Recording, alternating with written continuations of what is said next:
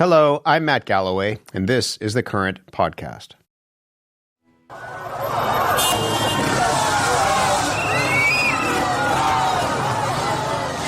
Afghanistan marked the 4th anniversary of the Taliban takeover of the country just a few days ago. Men gathered, waving flags, and military helicopters dropped flowers on the crowd.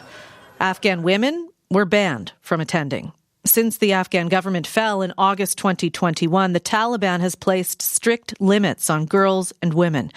They are not allowed in parks or most public spaces. They're barred from working or attending school past grade 6.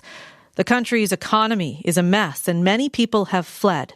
One of them is a woman whose son lives in Ottawa. Bibi Hatun Yaqubi escaped after Taliban officials beat her unconscious in front of a crowd in Kabul, breaking her legs and ribs. She's now living in Tajikistan while she waits for her refugee claim to be processed so she can come to Canada. But Tajikistan has begun to deport Afghans back to Afghanistan, and she fears she'll be sent back before she ever makes it here. Noorullah Hakemi is her son, and he's with me in our Ottawa studio. Good morning, Noorullah. Hi, good morning. What is it like for you knowing that your mother is in jeopardy at this time in Tajikistan?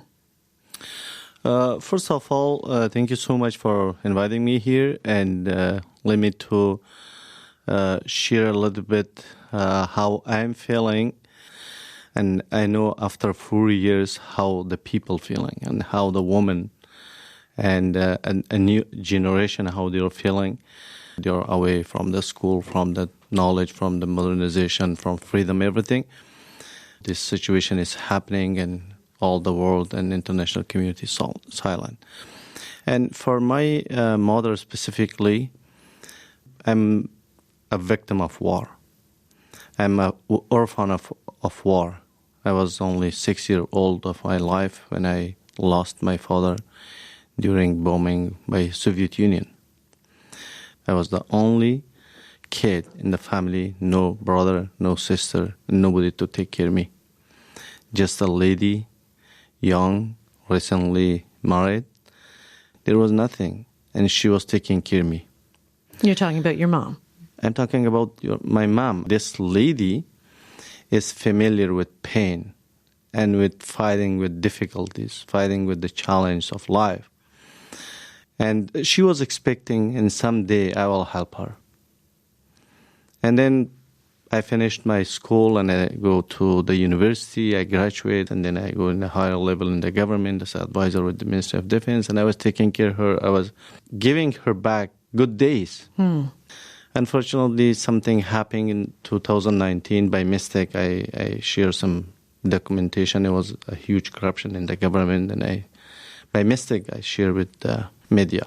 I just want to move ahead a little bit here, and is that why you left Afghanistan, because of that? That was the concern. Okay. And then what happened to your mother after you left? She faced a severe assault by the Taliban. Yeah, August 15 in 2024.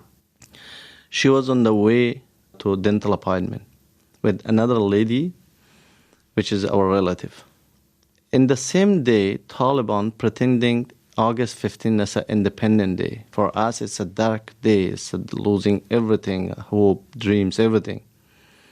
Nightmare for women. But for Taliban, it's an independent day. They block everywhere. There was a lot of checkpoints.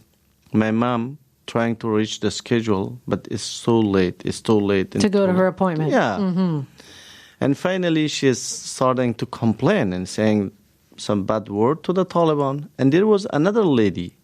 Usually in Afghanistan, the taxi is right share. It's like picking somebody and somebody else. That lady in the next checkpoint calling to the Taliban to stop this lady because she is saying some bad word to the Taliban leader. When she is late and she's like probably aggressive on being late, she's saying some other word in front of Taliban as well. On the spot, in front of hundreds and hundreds of people, in the middle of one of the busiest spot of the Kabul city, which is like almost 5 million population. And they starting beating, wiping, and torturing my mom in the front of public. She's losing her consciousness. And I got a call 11 o'clock in the evening in Afghanistan time. And it was from a clinic. It was a private clinic. I just immediately asked, she's alive? They said, yes, she is alive, but she cannot speak. How is she doing? Oh, she's good now. She cannot walk freely or independently. But, I mean, like, she survived. We're happy now. At least she survived and there's not a big danger. But the right leg was broken from 3 joints.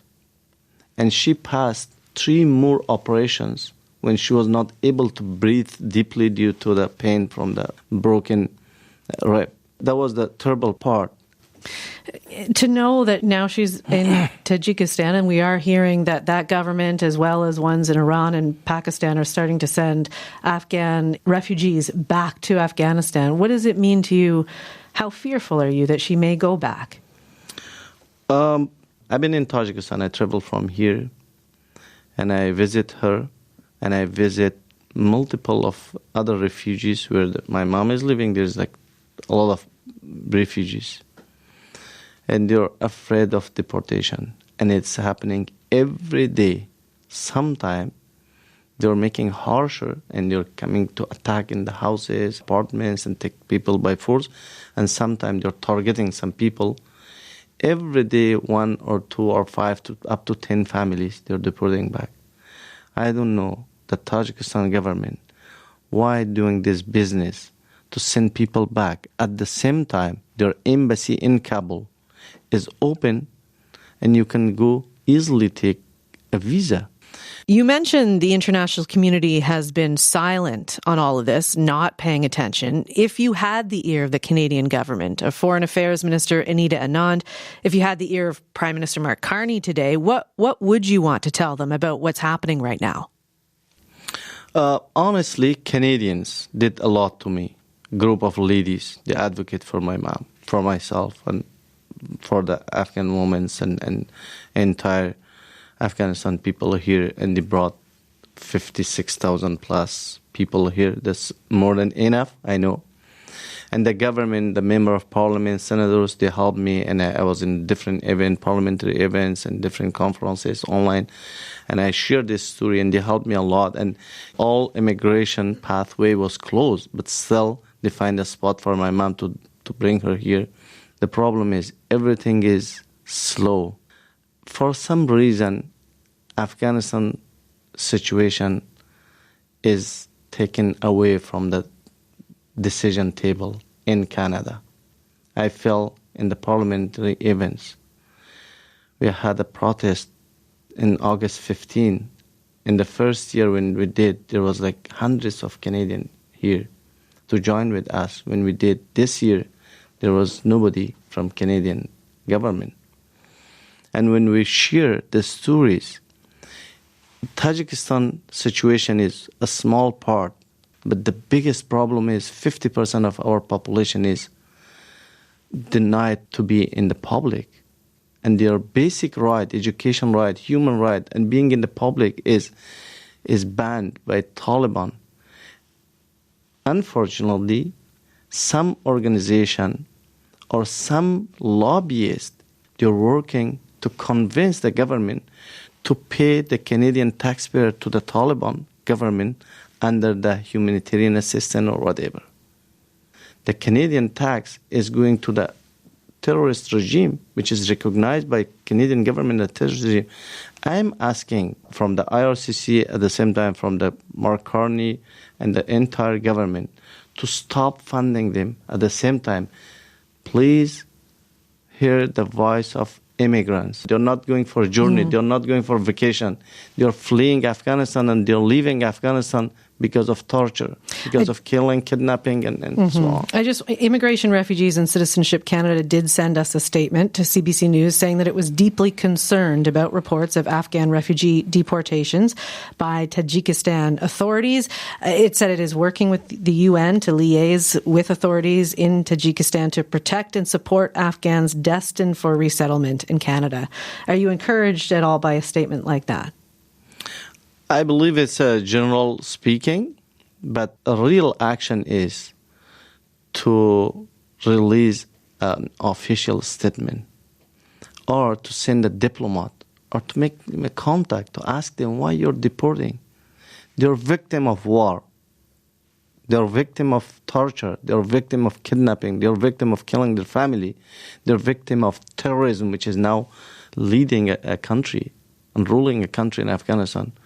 Why a government, a neighbor government, to send immigrants to the Taliban? Noorullah, you have 3 young daughters. Knowing that their grandmother is not safe, what do you tell them about that? I'm not telling them the reality, honestly. And the moment before to be here, I was talking over phone with my mom. And she said, yesterday, the Tajikistan government started another series of mass deportation. And they're knocking the door. My mom was, for almost 2 weeks, she was out of the apartment because they were knocking the door and they were taking by force.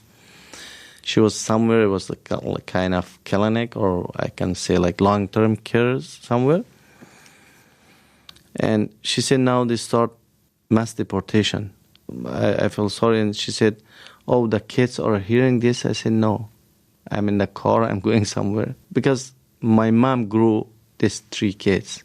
And they're always talking over phone in a video call. They're dancing for her. And they're saying, why your legs is like this. Even they don't know the Taliban did this. I never tell to my kids that my mom is tortured by Taliban. I'm saying that it was a traffic accident. And they were waiting impatiently when I was in Tajikistan. And they were just crying, why not taking me to the grandma? And they're waiting here for her. Well, it's an unimaginable story, and we are grateful that you were willing to share it with us. Thank you for sharing the story. You're welcome. Noorullah Hakemi is a civil engineer in Ottawa. We did request an interview with Immigration Minister Lina Diab, but she declined. Asma Faizi is the president of the Afghan Women's Organization, one of the groups that is sponsoring Noorullah's mother to come to Canada. Hello. Hello. Noorullah, when you hear that story, and we know that Noorullah's mother is just one of many people in this kind of position, tell me a little bit about your response when you hear this story. Well, I think it's heartbreaking, and it's one story among many that we are aware of, and that come to our attention every day about the situation of Afghan refugees, not just in Tajikistan, but also, as you mentioned, in Iran, in Pakistan, and Turkey also. And why is it happening? Why now? Why are these governments now insisting on deporting people back to Afghanistan? Well, I think, and just so people understand, that Afghans make up one of the largest refugee populations worldwide, and this is a result of, almost a half century of conflict and displacement.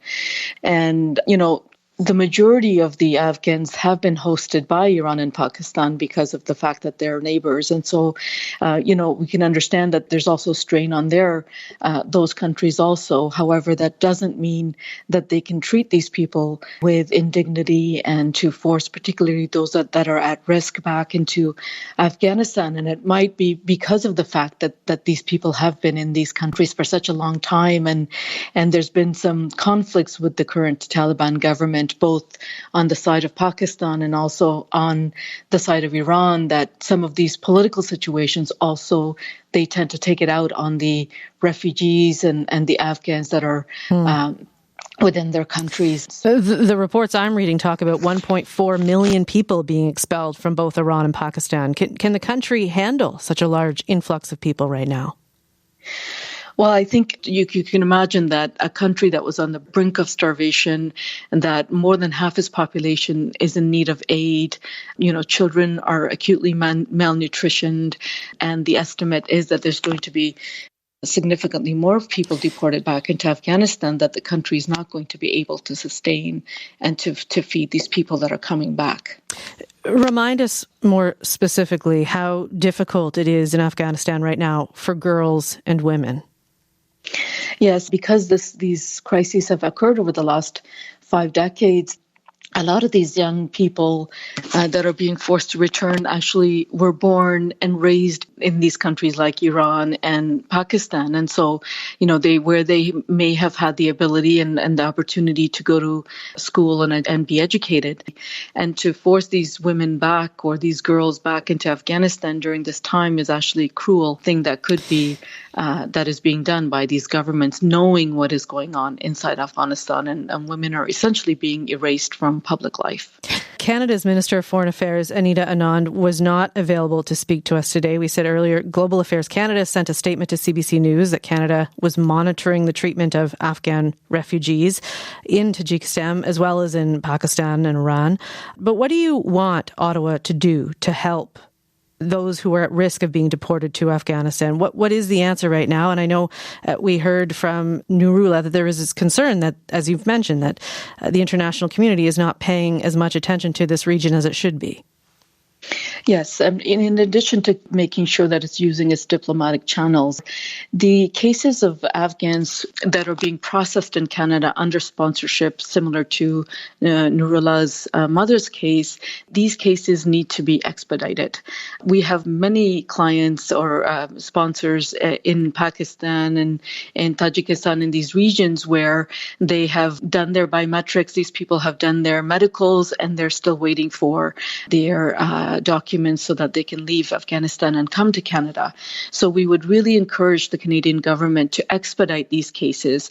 And for those, particularly those that are at risk, even if they could provide these people with temporary protection in Canada, bring them to Canada, similar to what they have done for many Ukrainians, is to bring them here and to process their cases here, knowing that their families are here, that they're being sponsored here, and process those cases so that they're protected. Ultimately, though, for those who are in Afghanistan, and we know Canada does not recognize the Taliban as a legitimate government in Afghanistan, but if that's who you're dealing with, how can governments around the world engage with the Taliban without legitimizing them? My understanding is that there is engagement with the Taliban without recognizing them. And I think in a situation where they are the current de facto government authority, without communication, nothing is going to move forward.